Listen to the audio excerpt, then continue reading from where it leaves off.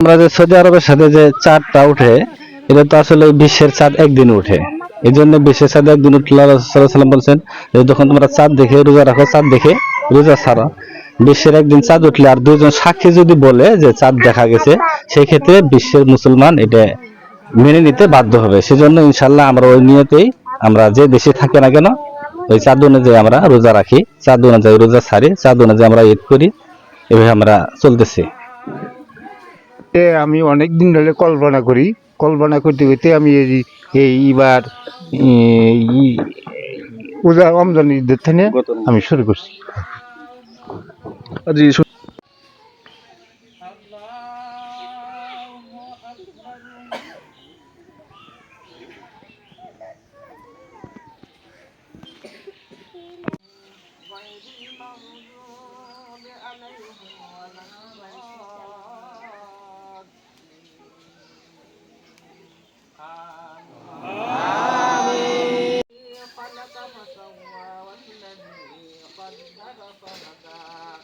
والذي أخرج المرعى الله إنه يعلم الجهر وما يخفى ونيسرك لليسرى فذكر إن نفعت الذكرى سيذكر من يخشى ويتجنبها الأشقى الذي تزكى وذكر اسم ربه فصلى بل تؤثرون الحياة الدنيا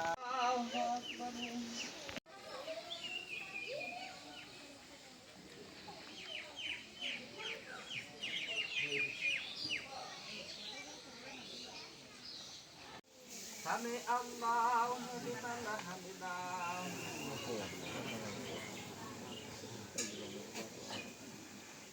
الله أكبر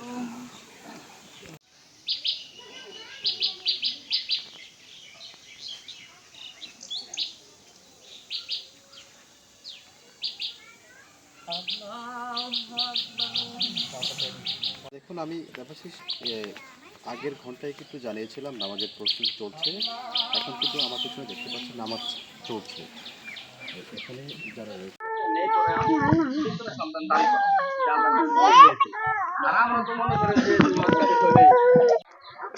সালাম বলছেন ৮৩ বছর বয়সে বৃদ্ধ বয়সে